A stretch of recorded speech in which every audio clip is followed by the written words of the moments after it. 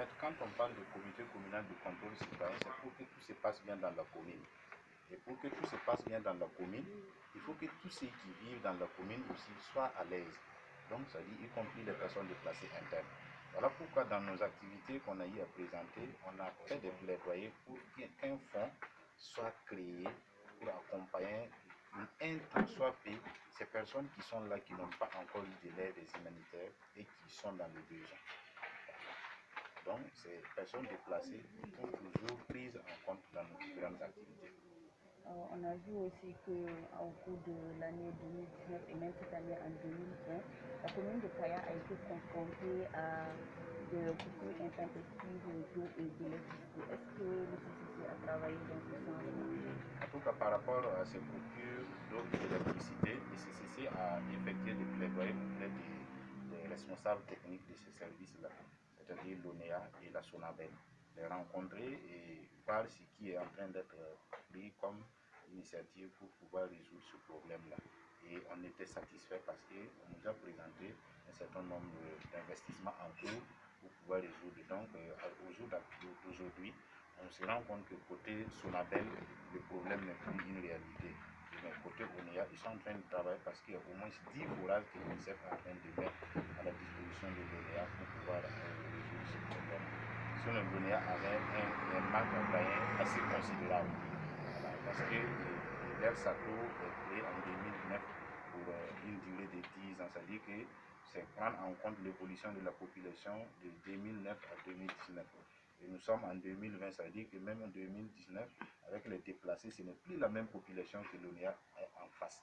Donc ça veut dire que ces 10 ans sont expirés et la population ne fait que s'accroître. Donc le besoin dépasse maintenant l'offre. Et ce qui rend maintenant très difficile.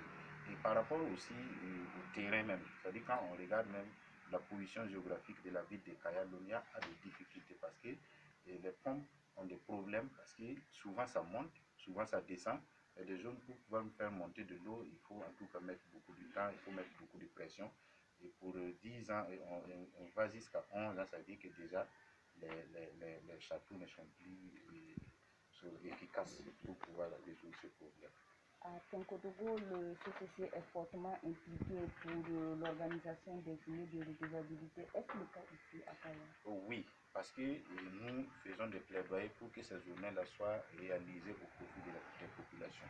Mais au premier moment, on se rend compte que c'est le conseil municipal qui fait cette journée avec quelques membres, quelques populations. C'est-à-dire que les gens ne soient pas massivement pour écouter afin de mieux s'impliquer. Donc, on est en train de travailler au niveau du côté population parce que c'est une activité que la mairie, avec l'accompagnement des AMR, avait initié depuis 2018.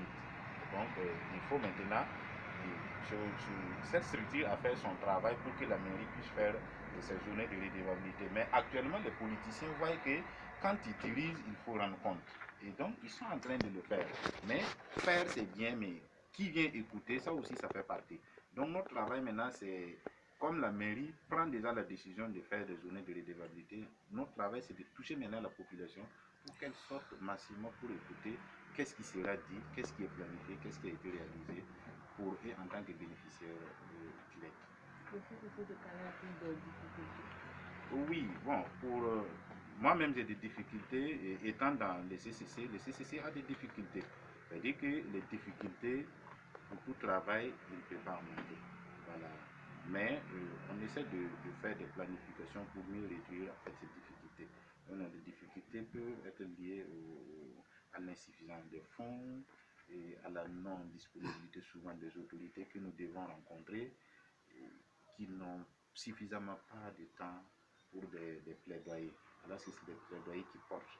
Donc si on n'arrive pas aussi à la rencontrer au moins opportun, c'est-à-dire que ça peut jouer négativement. Travailler en tout cas à plus toucher les décideurs pour qu'ils puissent en tout cas nous fournir un calendrier d'audience régulier pour qu'on puisse les rencontrer quand on aurait besoin de les rencontrer, quand on